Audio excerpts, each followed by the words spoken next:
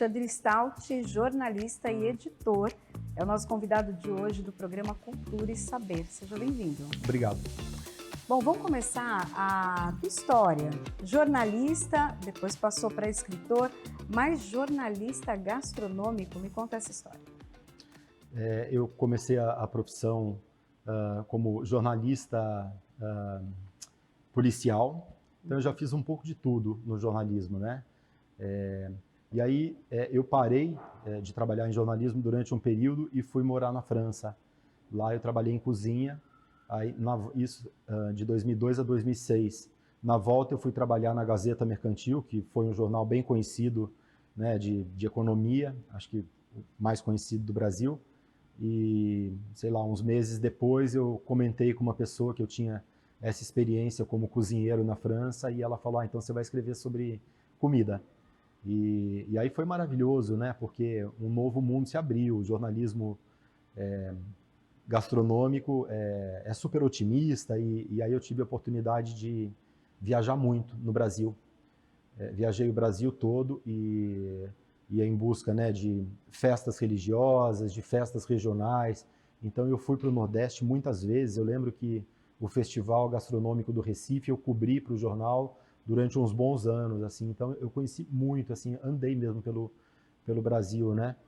Fui também para aldeias indígenas, né, no Nordeste, aqui em São Paulo, Rio de Janeiro, Mato Grosso, Amazônia, conheci quilombos. E todo esse material, bom, eu fazia reportagens para a Gazeta e eu fui guardando esse material todo, sem saber muito o que fazer. Então, virou uma pesquisa, né, do jornalismo, da gastronomia popular brasileira, que eu reuni num livro que eu acabei de lançar pela Folhas de Relva, que por acaso é minha editora, chamado Caldeirão da Velha Chica e Outras Histórias Brasileiras, que tem... não é um livro de comida, de receitas, né? É um livro de histórias orais que eu recolhi em vários lugares. E a minha pesquisa é muito extensa, né? Assim, tem histórias, entrevistas mesmo com pessoas que eu encontrava, né, no caminho. Muitas entrevistas, né? Por exemplo, eu fui cobrir uma festa quilombola no Espírito Santo, na cidade de São Mateus. Uma festa muito bonita, num sítio histórico, né? Que já foi um mercado da escravidão, né?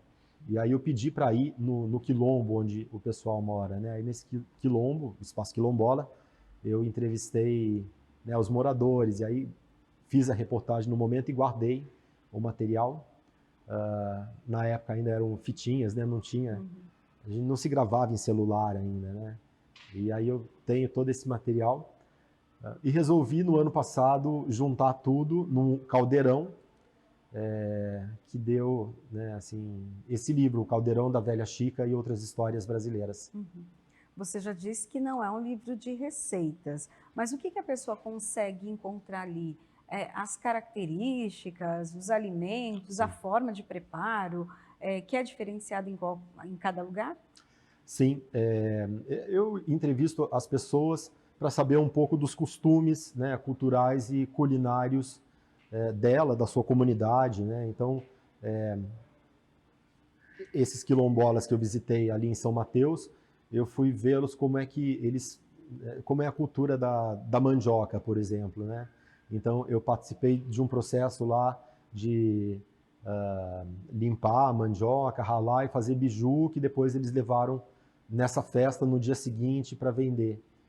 Mas o livro é muito amplo, né? O próprio título, Caldeirão da Velha Chica, quem me contou essa história foi uma chefe de cozinha indígena que mora em São Paulo. Ela chama Edir Nascimento, ela é do Mato Grosso. E na infância ela conviveu, ela não é de uma aldeia do Mato Grosso, mas ela morava numa fazenda ao lado e ela ia nas festas dessa aldeia, onde havia uma centenária, uma xamã centenária que cozinhava nas festas, e ela fazia, né, uma fogueira, eles faziam uma fogueira no meio, né, do terraço lá da aldeia. Ela colocava um caldeirão e cozinhava ali as caças, né, peixes e caças. Então são essas histórias que eu conto, né, curiosidades da cozinha brasileira. E o livro, ele até tem algumas receitas, né? No último capítulo, É um capítulo totalmente ficcional, ele se passa em 2223, porque assim, eu segui uma linha de tempo, né? Povos originários, os negros africanos, os imigrantes, né? E aí eu quis falar um pouco do futuro nesse livro. Então ele se passa em 2223, dentro do INPA, na Amazônia, em Manaus, um momento em que falta proteína animal. Então, e que, né, o INPA, os pesquisadores do INPA, que é o Instituto de Pesquisas Amazônicas, Instituto Nacional de Pesquisas Amazônicas, se eu não me engano, eu me perdi agora no nome certo, mas eles pesquisam fontes de proteína. E aí eles chegam à formiga, né? E a formiga sempre é uma fonte de proteína entre algumas aldeias e alguns povos indígenas do Brasil, né? Então o livro, no fim, até tem algumas receitas de formiga, assim, brigadeiro com formiga, mas que é mais uma brincadeira, né? Mas não é um livro de receitas, é um livro de histórias.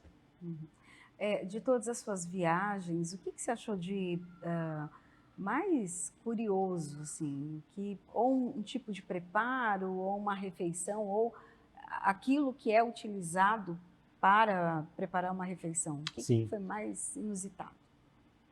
Essa questão das formigas é um pouco inusitada, né? Não sei se o brasileiro sabe disso, né? A formiga ela está na alimentação nacional desde sempre, né? Desde os portugueses chegarem aqui, mesmo no estado de São Paulo, no Vale do Paraíba, tem uma tradição de se comer formiga, né? Fazer formiga com farofa com saúva, né? Com bunda de saúva, a Amazônia também, mas tem muita coisa curiosa, né? Eu entrevistei também, por exemplo, um casal de colombianos que tinha um restaurante em Bogotá e aí eles começaram a ser ameaçados pelas Farc, isso nos anos 90, e aí eles resolveram deixar Bogotá e vieram tentar a vida em Manaus, e eles fizeram essa viagem de ônibus, a pé, de caminhão, de avião, tudo de carona. Nossa. Então, são histórias assim que eu conto, né? E aí eles chegaram em Manaus e foram vender arepa, que é um petisco, né? Um prato bem colombiano. Então, é uma reunião de histórias curiosas. Eu acho que mais até do que a comida em si, é uma reunião de histórias curiosas e aí que tem sempre, né, a questão da comida e da gastronomia envolvida. Os povos originários, né? Quando você foi fazer essa visita, alguma coisa te surpreendeu ou até eles têm mudado a forma da alimentação deles ou do preparo ou dessa comunhão mesmo em volta à mesa? A maioria das aldeias onde eu fui, eles tentam preservar, né, a fonte, né? Embora hoje em dia seja muito difícil, né? Porque, né, o industrializado, a comida industrializada tomou conta de tudo, né? Mas eu percebi que tem essa tentativa de preservar mesmo as raízes culturais, né? Os quilombolas, a mesma coisa, né? Embora seja tão difícil, né, hoje em dia, por exemplo, esse quilombo que eu conheci em São Mateus, ele era muito grande e os quilombolas eles começaram a vender terras para uma empresa de celulose que começou a desmatar a região para o plantio de eucalipto para, né, indústria de celulose. Né? Então, e o quilombo ele foi diminuindo, a fauna e a flora também, né? E hoje em dia eles vivem numa situação muito precária, né? E a maioria das pessoas que está ali, né, ainda, né, tem como foco a preservação dos costumes, não só gastronômicos, mas todos, as festas, né, os festejos religiosos e outros também. Mas tem alguns que querem sair, que querem ir para a cidade, né, porque assim já não vem mais sentido em estar ali, né, por conta disso mesmo, assim, dessa pressão externa, né, que quer acabar com tudo. Sempre que acontece alguma coisa boa, a gente fala, né? Vamos comemorar, ou seja, vamos Sim, comer, né? sim. Fala um pouco disso. Você percebeu isso? Sempre tem essa questão da comida envolvido ali nas emoções, na comemoração, na alegria, na festa? Sim, sempre tem, né? Comida tem que ter em festa, né? Essa história que eu contei da velha Chica era um ritual festivo e religioso, né? E todo o ritual ela era centenária. E ela eu não conheci, quem me contou foi a chefe, Edir, né? E ela conta e é uma história oral, né? E aí eu reconto a história dela nesse livro. Era uma comemoração, né? E assim, fui para muitas festas também no Recife, em outros lugares também. Os imigrantes que eu entrevistei também, né? Assim, sempre é tudo muito festivo, né? Sempre tem uma questão de festa envolvida. Né? Mas o livro tem umas histórias muito tristes também, né? Eu conto de uma época, uma história que eu recolhi e que eu vi quando eu era repórter policial do Diário Popular, lá no começo da minha carreira de jornalista.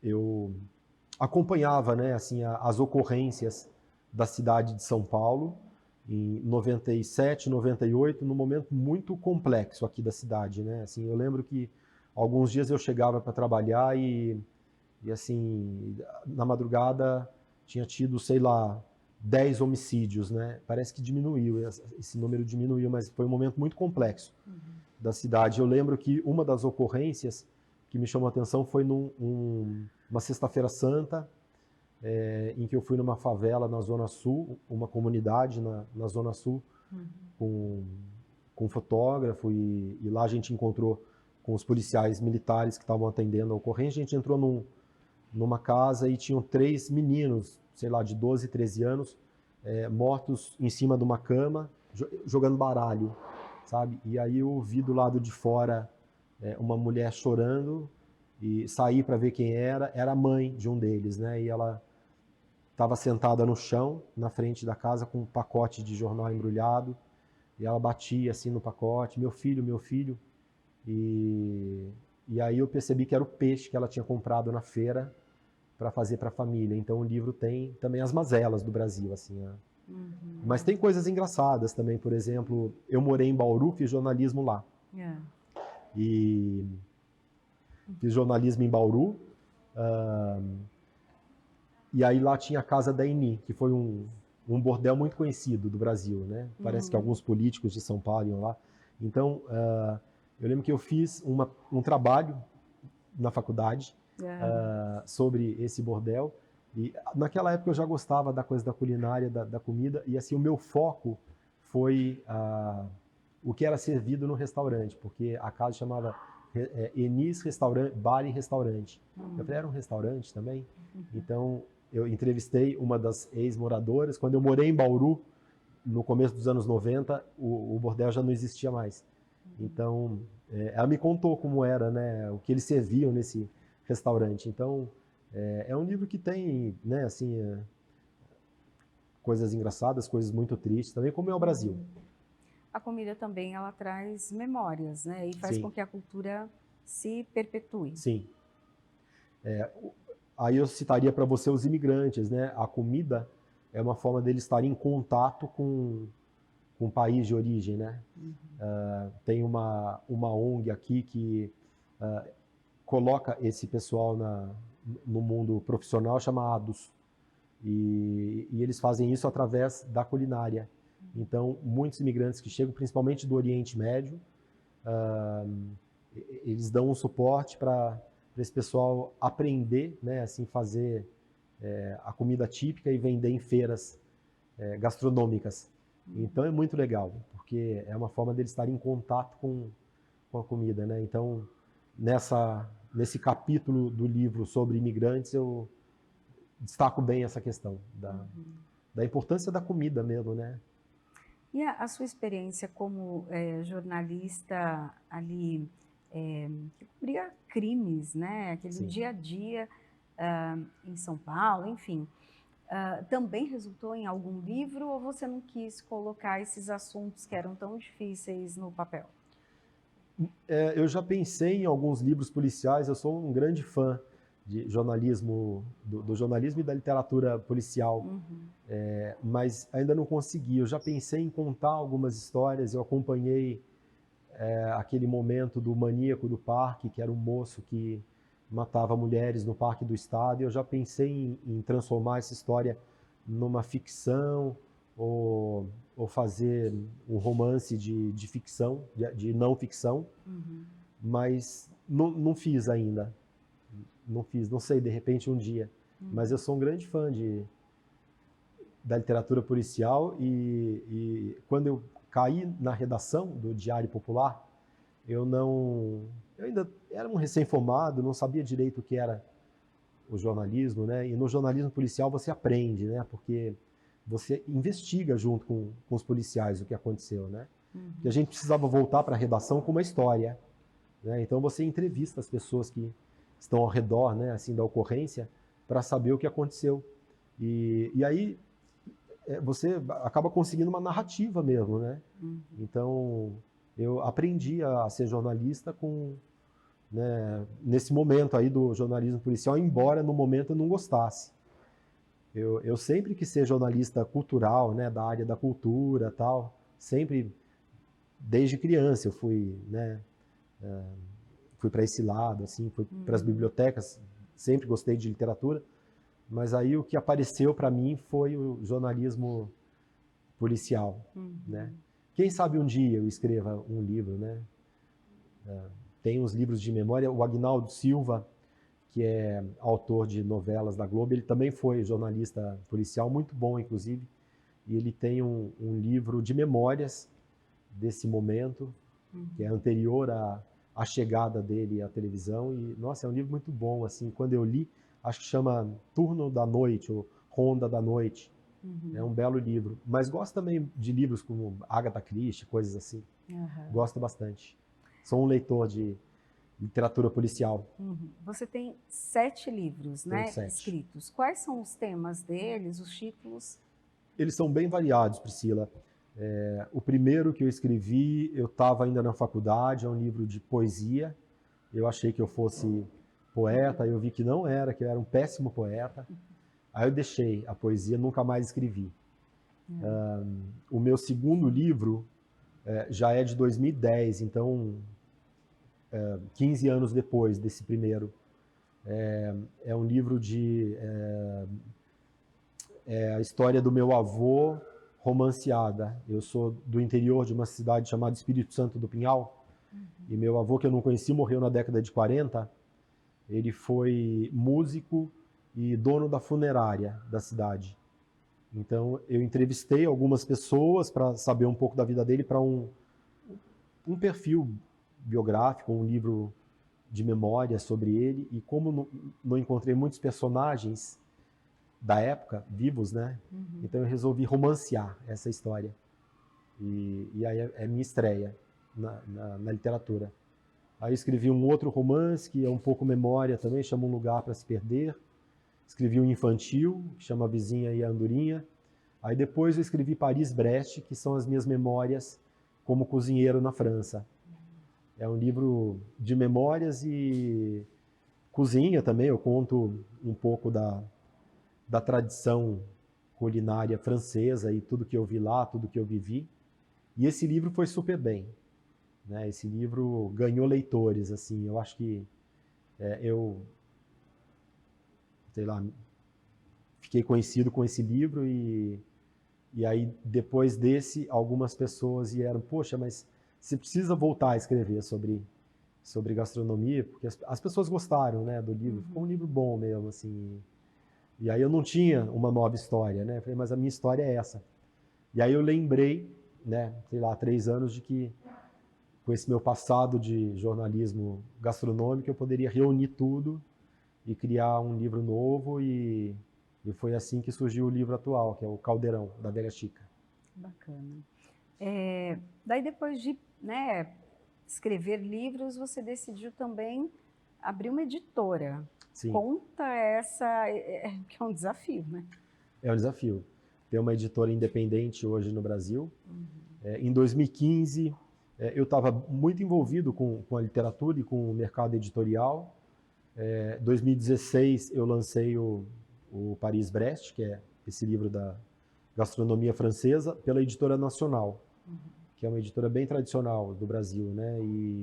E aí fiquei bastante amigo deles e pedi para a diretora para trabalhar lá, queria conhecer o mercado editorial de perto, né? E não sabia muito o que era e fui e aprendi, né? E ela me formou um editor de livros. Aí em 2018 eu ganhei um fomento da cidade de São Paulo para a criação de um romance chamado O Incêndio. E aí resolvi criar um selo editorial para publicá-lo. E assim surgiu a Folhas de Relva, que está fazendo 7 anos, agora em abril de 2025. E são mais de 100 livros publicados. Então é um desafio ter uma editora independente hoje no Brasil, né? Mas a gente vira um pouco caixeiro viajante, carrega livros debaixo do braço, vai para feira, vai para festa, vai, né, tenta vender, vende na internet, né? É um desafio, um grande desafio, mas é a minha vida, né? É o que eu gosto de fazer. E como incentivar a leitura no momento que, principalmente, a gente pegar crianças, jovens, né, adolescentes que estão conectados? Sim, é um desafio enorme, né? Eu já fui fazer palestras em escolas, para o Fundamental 2, para o ensino médio. E aí você vai falar sobre livros, sobre redação, sobre a redação do Enem, e tá todo mundo ali no celular, né? Assim, é meio constrangedor. É triste, né? Mas eu sou um otimista, né? Eu acho que o Brasil tem muito espaço para literatura, né? E tem muita gente boa contando histórias boas, lançando bons livros, muitas editoras independentes ótimas também, né? E eu acho que as editoras independentes do Brasil hoje em dia elas têm conseguido, né, furar uma bolha que antes, né, o mercado era, sei lá, de 4 ou 5 grandes editoras, e essas editoras pequenas têm conseguido, né, espalhar livros por aí, né?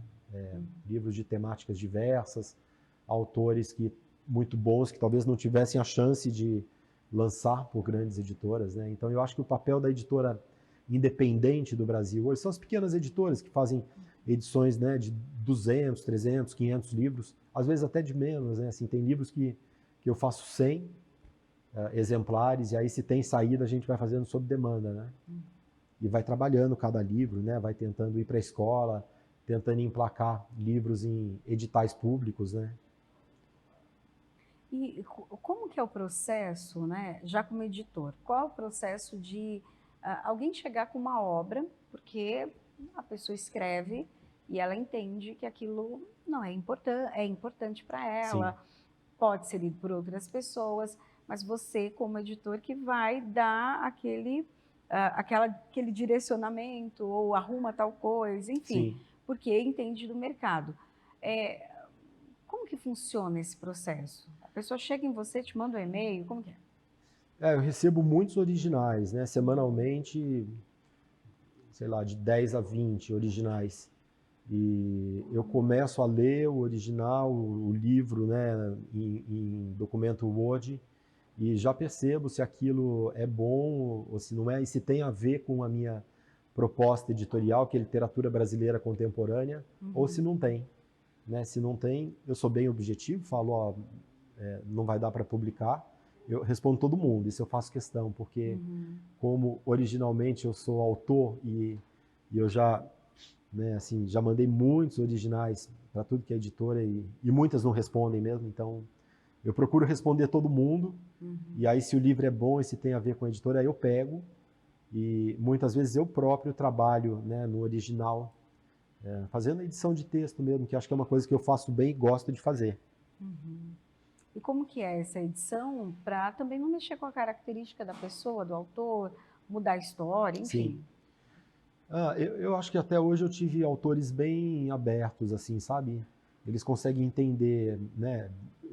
Sou bem claro, aqui eu deixo uns balõezinhos assim no texto, vamos mudar isso, que tal. São sempre sugestões, né? Mas eu acho que eu sempre dei sorte de pegar livros bons e bem escritos, um ou outro que, né, você precisa reescrever uma parte ou outra, tal. mas é um processo bom, assim, de proximidade com o autor, né? Que eu aprendo muito também. Uhum. E você percebe que tem mais pessoas escrevendo, colocando, tendo coragem, na Sim, verdade, né, de colocar, de apresentar aquilo que escreve? sim. Precisa de coragem, né? Para É. virar escritor lançado, precisa de Uhum. coragem. O Caio Fernando Abreu, que é um escritor que eu gosto muito, gaúcho, falou uma vez que lançar um livro é jogar o coração no meio da rua, né? Aí alguns vão acolher e outros vão chutar. Então eu Uhum. acho que precisa de coragem para lançar um livro, né? Mas tem muita gente escrevendo, né? Assim, eu acho que a literatura brasileira contemporânea tá assim, né? Tem de tudo, né? Assim, uma diversidade grande, pessoas, né, dos mais diversos lugares e ambientes, né, escrevendo. Antes, né, eu lembro que nos anos 90 ainda tinha uma coisa de homem branco, hétero, sexual escrevendo, né? Hoje em dia tem, né, de tudo Uhum. e é maravilhosa essa diversidade, né? Eu acho que tem que ser, como o Brasil é um país diverso, né? Eu acho que isso tem que se refletir na nossa literatura. E o que fazer para que as pessoas leiam mais? Eu acho que é um serviço, um trabalho de base, né, nas escolas, é mostrar livro para a criança, incentivar em casa, né? O incentivo em casa eu acho que é essencial, né? Mas a gente não vê muito incentivo, né, na casa brasileira. Uhum. Na minha mesmo, quando eu era criança, eu lembro que havia, sei lá, 5 livros, sabe? Eu fui procurar por conta própria. Eu era uma criança muito tímida, assim, e vi na biblioteca municipal um refúgio. E ali eu mexendo em tudo, fui lendo uma coisa ou outra, então foi uma descoberta própria. Mas quando a casa, né, tem pais que incentivam, isso, né, assim, é meio caminho andado, né? Porque aí a criança vai ter, né, essa curiosidade, né, de mergulhar nesse mundo da literatura que é tão fascinante, né? Uhum. É exatamente isso que eu quero saber. O que que a literatura representa para você? O que que os livros representam para você? Já que você que foi atrás deles. Sim. Eu acho que a literatura e os livros me salvaram, né? Nesse momento da infância, onde eu era muito tímido, não tinha essa coisa de brincar com criança, de jogar bola e tudo mais. Então, a literatura me salvou e continua salvando, porque, né, a, a, é meu trabalho, né? Então, é minha vida, né? Então, eu acho que diria isso, a literatura me salvou. Aí, para a gente terminar essa conversa, já tem algum livro aí que você tem na cabeça, está preparando alguma coisa para depois emplacar, ou está só na questão da editora mesmo? Eu acabei de lançar o Caldeirão, então eu estou fazendo, né, uma divulgação, né, divulgando Uhum. um pouco e nesse momento o foco é a editora. Eu estou nesse momento fazendo 11 livros, né, e eu me propus esse ano lançar 30 livros pela Folhas de Relva, Uhum. né, e então o foco nesse momento é fazer os livros da editora, divulgar e espalhar pelo Brasil, né, esse material aí. Tá ótimo. Obrigada, Obrigado Alexandre. você, Priscila. Parabéns.